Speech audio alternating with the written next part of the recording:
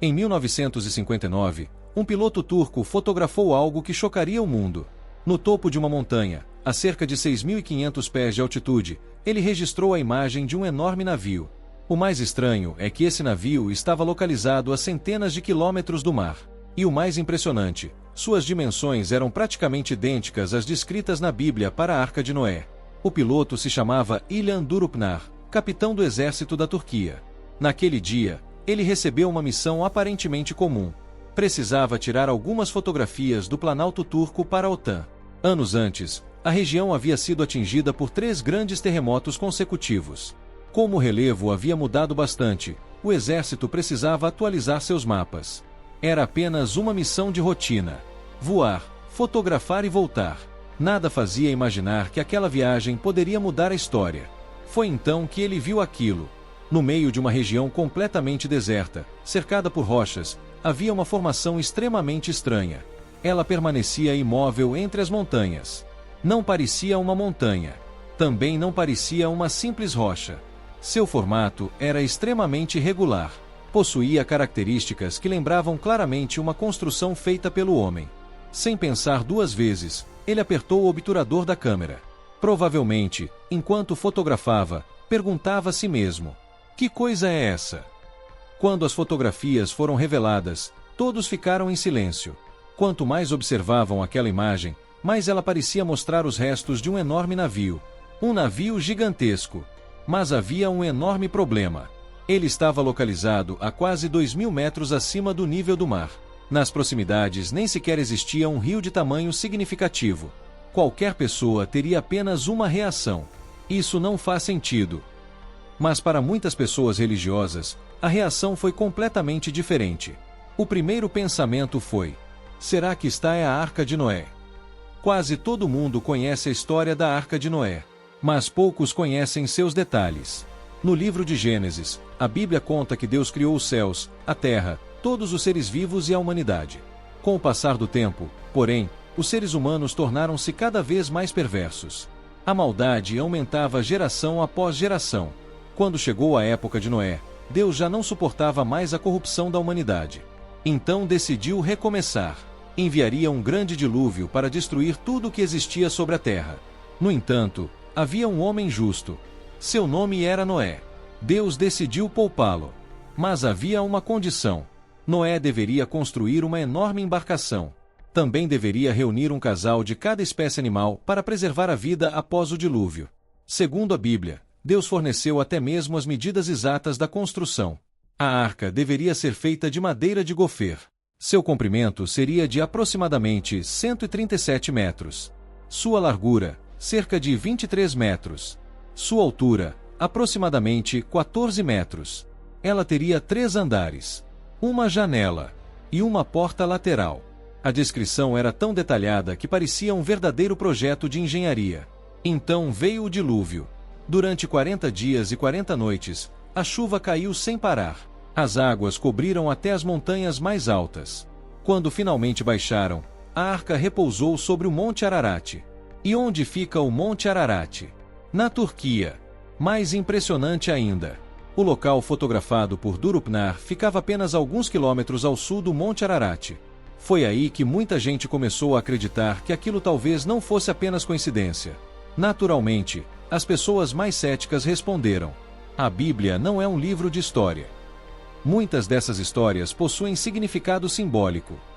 Esse argumento faz sentido. Durante séculos, muitos estudiosos trataram o dilúvio de Noé apenas como uma narrativa religiosa.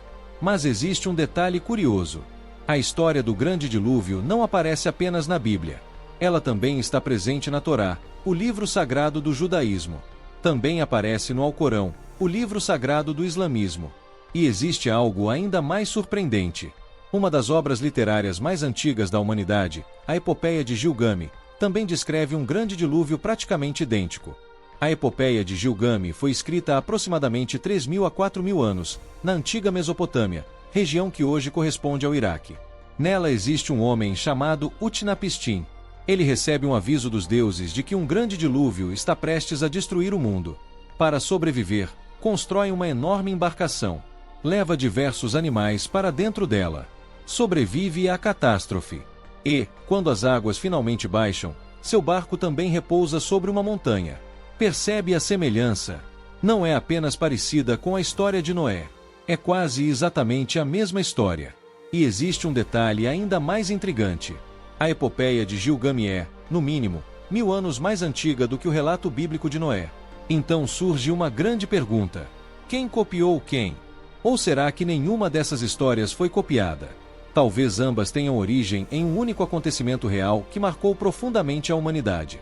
Em 1997, os geólogos americanos William Ryan e Walter Pitman lideraram uma grande pesquisa geológica na região do Mar Negro.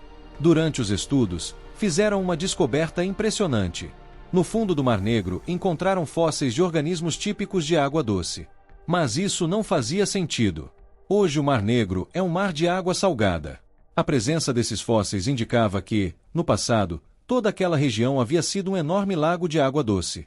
E essa transformação aconteceu de forma extremamente rápida. Os pesquisadores então apresentaram uma teoria.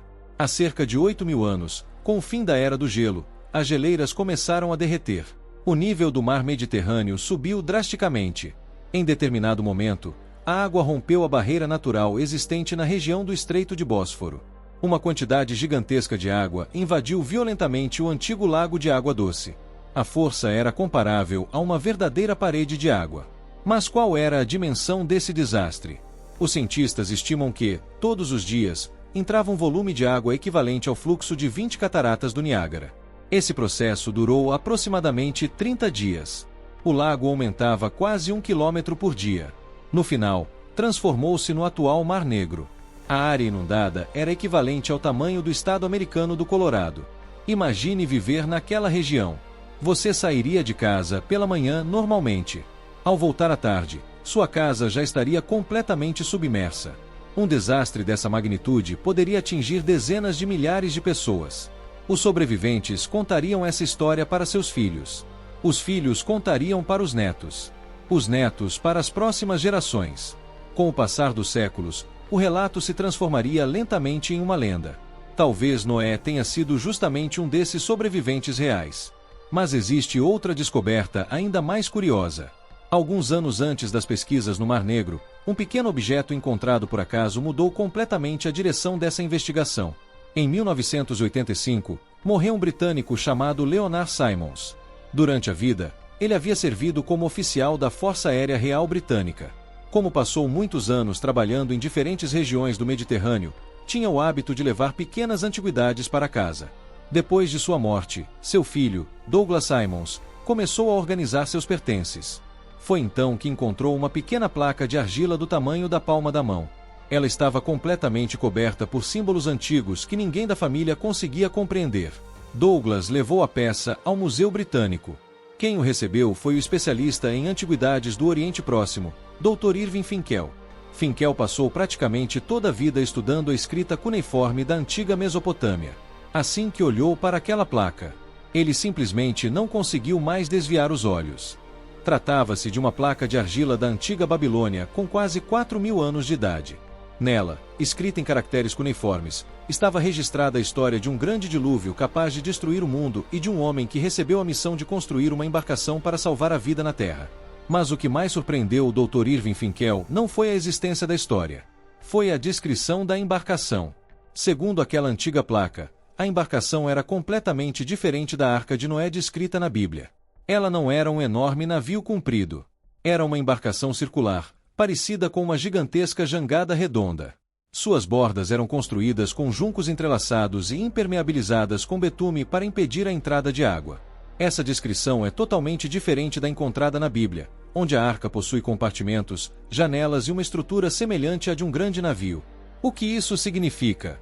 Talvez signifique que, durante milhares de anos sendo transmitida de geração em geração, a história foi modificada inúmeras vezes. O formato da embarcação, a causa do dilúvio, os nomes das pessoas. Cada cultura acabou adaptando alguns detalhes. Mas existe um elemento que permaneceu exatamente igual em praticamente todas as versões. Houve um enorme dilúvio. Algumas pessoas sobreviveram. E animais foram levados em uma embarcação. Então, a Arca de Noé realmente existiu? A formação em formato de navio fotografada pelo piloto turco seria realmente a Arca? Até hoje ninguém conseguiu responder essas perguntas com absoluta certeza. Porém, uma coisa está ficando cada vez mais clara. Existe uma possibilidade real de que um gigantesco dilúvio tenha acontecido. As evidências geológicas existem. Os registros escritos também existem. Há cerca de 8.000 anos, pessoas realmente viveram naquela região e enfrentaram uma inundação tão devastadora que marcou suas vidas para sempre. Talvez essa lembrança tenha atravessado milhares de anos e dado origem às histórias que hoje conhecemos. E quanto à embarcação? Talvez ela ainda esteja repousando silenciosamente em algum ponto escondido do Monte Ararat, esperando que, um dia, alguém suficientemente sortudo a encontre e mostre ao mundo inteiro que aquilo nunca foi apenas um mito. Talvez aquilo tenha sido história.